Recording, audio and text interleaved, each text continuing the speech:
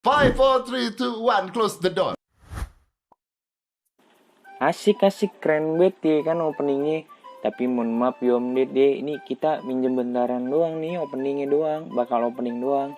Iya nggak macem-macem, santai, nggak macem-macem. Oh iya, dari tadi udah ngomong mulu sampai kelupaan belum salam. Astagfirullahaladzim. Assalamualaikum warahmatullahi wabarakatuh. Nah, pastinya teman-teman udah tahu dong ya kan di sini kita mau bahas apa. Dilihat dari judulnya aja pasti udah pada paham dah. Di sini kita akan membahas tentang teori graf, mulai dari Sabang sampai Merauke-nya ini teori graf. Kita akan bahas dalam video ini. Tapi sebelum menonton, kalian harus tahu dulu nih aturan menonton video ini. Yang pertama, karena video ini 80%-nya dibuat menggunakan suara, jadi kalian harus siap siaga mendengarkan apapun yang ada di dalam video ini. Dan yang kedua, kalian tidak boleh men-skip video ini apapun alasannya, ya kan? Selain karena duit, ya kan? Karena kalau kalian mau skip sebentar saja, kalian tidak akan paham dan jadi bingung. Dan peraturan yang terakhir adalah kalian tidak boleh bengong, oke? Hati-hati aja ntar kalau kesurupan, kan gak lucu, masa gara-gara nonton video pembelajaran sampai kesurupan, ya kan? Orang ntar pada bingung. Oke, sebelum kita lanjut ke materinya, mari kita perkenalkan terlebih dahulu. Ya, perkenalkan, nama saya Pandu Bagus Muhammad Dafa, a.k.a. orang paling keren sedunia. Sampai Gigi Hadid aja bengong liatnya. NIM saya 1914000033. Udah ya segitu aja lah perkenalannya, ntar demen lagi kalau lama-lama. Oke, next.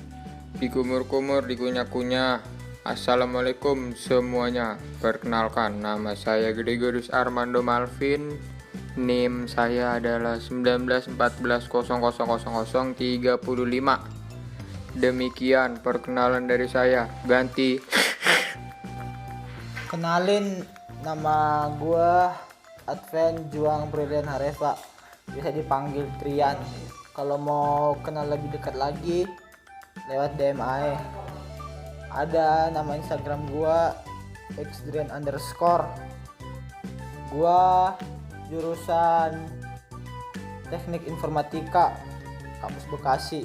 Makasih. Dan perkenalkan, nama saya Arianti Ika Prastiwi dengan NIM 1914000045.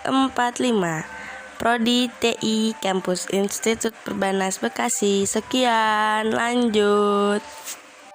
Lanjut, nama saya adalah Ahmad Hidayat Jasir. NIM saya 1914000053. Prodi TI Kampus Institut Perbanas Bekasi. Oke nih teman-teman, kita sampai pada materinya. Sebelumnya udah ada yang tahu belum nih tentang teori graf ini? Kalau pada belum tahu, mari simak penjelasan dari kami. Sejarah teori graf. Graf sering digunakan untuk mempresentasikan sebuah objek dan hubungannya dengan objek lain. Sejarah teori graf bermula saat ahli matematika Swiss bernama Leonhard Euler. Keren banget nih namanya, mantep. Memecahkan masalah tentang jembatan Königsberg. Ingat, jembatan Königsberg, bukan jembatan Ampera, bukan. Apalagi jembatan Merah Ancol, bukan dah pokoknya. Masalah jembatan Königsberg adalah teka-teki lama mengenai kemungkinan menemukan jalan setapak di 7 jembatan yang membentang di sepanjang sebuah sungai bercabang yang melewati sebuah pulau, tapi dengan tanpa melewati jembatan 2 kali. Euler berpendapat bahwa tidak ada jalan semacam itu. Buktinya hanya mengacu pada susunan fisik jembatan. Namun, intinya dia membuktikan teorema pertama dalam teori graf dalam buku Carson tahun 2017. Nah, sekarang kalian udah tahu kan sejarah dari teori graf. Selanjutnya kita akan membahas tentang definisi graf. Sebelumnya ada yang udah tahu apa itu definisi graf belum? Ya, benar sekali teman-teman. Jadi di dalam matematika dan ilmu komputer, sebuah graf adalah objek dasar pelajaran dalam teori graf. Dalam bahasa sehari-hari, sebuah graf adalah himpunan dari objek-objek yang dinamakan titik, simpul, ataupun sudut. Nah, titik, simpul, ataupun sudut ini dihubungkan oleh penghubung yang dinamakan garis atau sisi. Begitu teman-teman. Nah, karena kalian sudah tahu apa itu graf, mari kita lanjut ke materi berikutnya. kita lanjut lagi yuk. Di contoh gambar yang pertama itu ada contoh dari graf sederhana. Nah, kita lihat gambarnya itu mirip-mirip lah ya, seperti ikan pari, tapi bukan ikan pari. Nah, untuk melihat dari gambar itu, setelah kita lihat, nah kita tentukan dulu V-nya. V yang dimaksud di sini adalah simpul. Ada yang tahu simpul? Itu dari gambar G1 ada angka dari berapa aja? Ya, dari V-nya itu ada 4. Yang terdiri dari 1, 2, 3, dan 4. Nah, sekarang setelah menyimpulkan V-nya atau simpulnya, kita lanjut lagi nih. Kita tentukan juga dari sisinya. Sisi atau yang disebut dengan E-nya. Jadi sisinya yang di gambar yang pertama ini ada 5.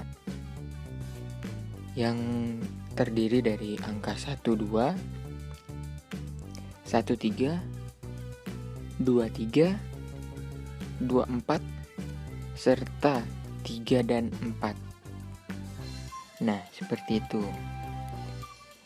Setelah kita menentukannya lagi, lalu kita lanjut lagi ke gambar yang kedua, atau biasanya disebut juga dengan graf ganda dalam bahasa Indonesianya. Tapi kalau dalam bahasa kerennya gitu ya, multigraf. Nah, di gambar multigraf atau gambar yang kedua ini, kita lihat gambarnya juga kayak layangan lah ya. Tapi pasti bukan layangan juga. Nah, setelah kita melihat gambar dari graf yang kedua dan kita pahami, setelah itu kita akan tentukan dulu V-nya. Coba kira-kira V-nya di gambar yang kedua apa ya? Ada berapa ya? Iya, jadi V yang di gambar kedua ini nggak berkurang sama sekali, tetap sama, nggak bakal digondol maling juga lah. Nah, setelah kita udah ketahui si V-nya itu atau simpul, nah kita tentukan juga E-nya, E atau sisinya. Nah, sisinya ini dari gambar yang kedua itu ada 1, 2, 1, 3. 1, 3 itu ditulis 2 kali. Bahkan nggak cuma 1, 3. Ada 1 lagi juga. Ada 3 dan 4. Nah, karena di antara 3 dan 4 serta 1 dan 3 ada tali penghubung antara kau dan dia yang disimbolkan di sini tuh pada huruf E3 dan E6. Jadi kalau misalkan ada tanda tali penghubung kayak gini tuh ditulisnya 2 kali dalam bentuk E atau sisinya. Jadi bisa kita deskripsikan bahwa kayak gini: 1 dan 2, 1, 3, 1, 3, lalu 2 dan 3, 2, 4, 3, 4, dan 3, 4. Jadi di sini sisinya tuh ada kira-kira ada 7, kurang lebih lah. Nah, itu kan kalau misalkan ditulis kayak gitu ada ya rada susah lah ya, kepanjangan, karena banyak banget kayak jalan menuju Roma sampai 1000 lah istilah. Nah, jadi kita kasih jalan simpelnya yang kita lihat di gambar yang kedua itu sudah diberi tanda dengan mewakili huruf E beserta angka nomor urut antrian sembako untuk mempermudah mengetahui sisinya. Jadi di sini di gambar yang kedua ini ada huruf E1 sampai E7. Nah, ini E1 sampai E7 ini fungsinya itu untuk memberi tanda E-nya atau sisinya. Nah, setelah kita mengetahui dari sisi ganda, nah kita masuk ke gambar yang ketiga. Gambar yang ketiga itu atau multigraf juga lah ya ini mah namanya. Nah, untuk gambar yang ketiga kita lihat itu bentuknya itu seperti layangan peteng kalau bahasa Tambunnya tuh. Layangan peteng atau bahasa bagus itu layangan kontes. Nah, ada gambar bulat. Nah, kenapa di sini saya kasih nama layangan peteng? Karena di depannya itu ada gambar bulat-bulatnya. Itu seperti hiasan. Nah, gambar bulat itu dalam bahasa Indonesianya, dalam bahasa kerennya itu loop. Setelah kita mengetahui itu namanya loop, untuk V dan E-nya juga untuk mengetahuinya nggak terlalu berbeda ya dari gambar layangan yang ada di gambar contoh gambar kedua atau graf ganda. Nah, jadi untuk mengetahui V-nya itu sama. V-nya itu juga kira-kira ada berapa sih? Iya, jadi nggak berkurang sama sekali, sama lah ya, 4. Nah, untuk yang E-nya itu atau sisinya itu ditulis sama lah ya. Biar lebih gampang juga kita mengetahuinya itu kita taruh angka E1 sampai E8. Nah, kenapa sekarang sampai E8 sih? Nah, itu karena ada tambahan loop atau lingkarannya. Nah, buat yang tanya-tanya, "Bang, kenapa sih ditulisnya E1 doang? Kan di situ ada buat mengetahuinya kan 1,2, 2,3 dan seterusnya." Nah, tolonglah ya. Makanya kalau nonton jangan kebanyakan di skip.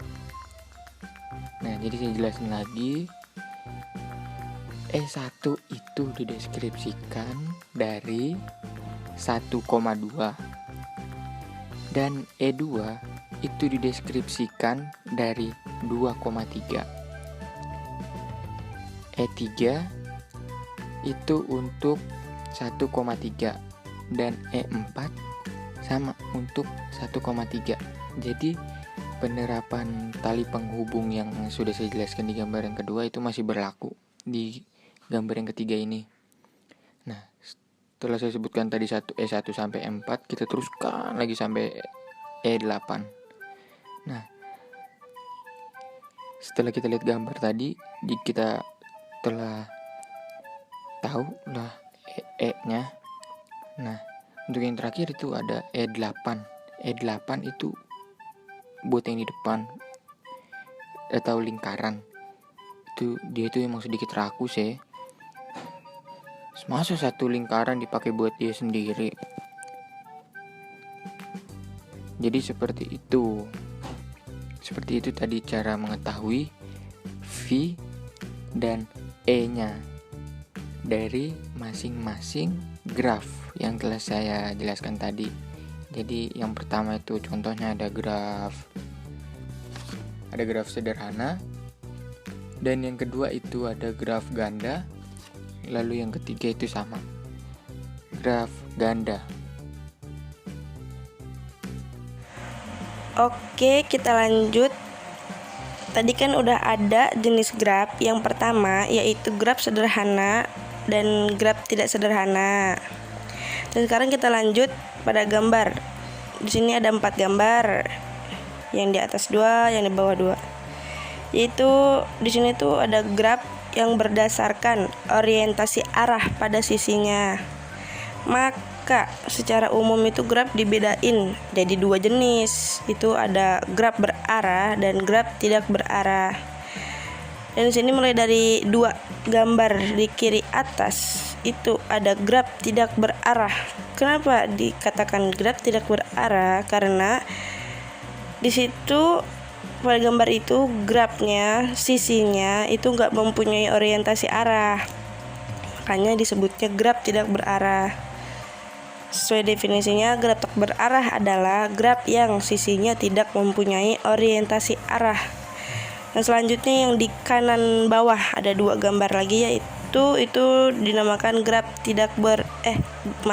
graf berarah karena sisi-sisinya itu diberikan orientasi arah. Makanya disebutnya graf yang berarah. Jadi tuh mereka punya sisi yang ada orientasi arahnya gitu. Makanya disebutnya graf berarah. Jadi tuh bedanya ada graf berarah sama graf tidak berarah. Contoh terapan graf: 1. Rangkaian listrik. 2. Isomer senyawa kimia karbon. 3. Jejaring makanan hewan teruntuk pada rantai makanan sawah. Keempat, struktur organisasi. Dan kelima, alternatif jalur mudik pada peta Jawa Tengah. Kita masuk pada terminologi graf. Graf 1. Graf ketetanggaan. 2 simpul dikatakan bertetangga bila keduanya terhubung langsung. Mari kita tinjau graf sederhana berikut. Simpul 1 bertetangga dengan simpul 2 dan 3, dan simpul 1 tidak bertetangga dengan simpul 4. Jadi, pada matriks ketetanggaan ini, jika 1 dengan 1 diibaratkan 0, dan 1 dengan 2 dihadapkan 1, diberi nilai 1 karena 1 dan 2 memiliki hubungan, dan 1 dengan 3 diberi nilai 1 karena 1 dan 3 memiliki hubungan, sedangkan 1 dengan 4 diberi nilai 0 karena tidak ada hubungan yang menghubungkan 1 dengan 4. Terima kasih. Oke, kita lanjut. Tadi kan udah dijelaskan oleh teman-teman. Nah, di sini saya akan menjelaskan. Graf isomorfik adalah 2 graf yang sama, namun penggambarannya yang berbeda. Nah, mari kita lihat dari gambar kiri dan kanan. Jika kita lihat, memang gambarnya berbeda, namun sisinya sama. Nah, coba kita bandingkan sisi AB dengan sisi EF dan sisi BC dengan sisi FG. Penggambarannya memang berbeda, namun sisinya sama. Lihat kan, memang sama. Sama-sama memiliki sudut sisi. Ataupun sisi AC dengan sisi EG sama-sama memiliki sisi yang berada di tengah. Graf planar dan graf bidang. Nah, graf planar sisinya tidak saling memotong atau menyilang. Nah, gambar A itu gambar bukan planar karena sisinya saling memotong. Nah, gambar yang B atau gambar yang di tengah itu adalah graf planar karena sisinya tidak saling berpotong atau menyilang. Sementara itu, gambar C atau gambar yang paling kanan adalah graf bidang. Contoh penggunaan graf planar itu seperti alat elektronik yang kerjanya itu sebagai otaknya elektronik. Contohnya itu ya seperti motherboard. Jika aliran listrik ke motherboard bersilangan ataupun bertabrakan, maka akan menyebabkan konslet. Seperti tak sengaja gitu motherboard terkena air, maka akan menyebabkan konslet yang dimana air menyalurkan listrik sehingga aliran listrik tersebut bertabrakan dan konslet. Oke, gimana nih teman-teman? Keren gak nih videonya? Pastinya keren dan mudah dipahami dong ya kan? Kalau masih ada yang belum paham, tinggal di rewatch aja atau enggak tulis komentar di bawah ini. Oke, sekian dari kami. Kurang lebihnya mohon maaf. Wassalamualaikum warahmatullahi wabarakatuh. 5, 4, 3, 2, 1, close the door. Hehehe, pinjam lagi Om ya, buat penutup. Makasih Om. Mikum.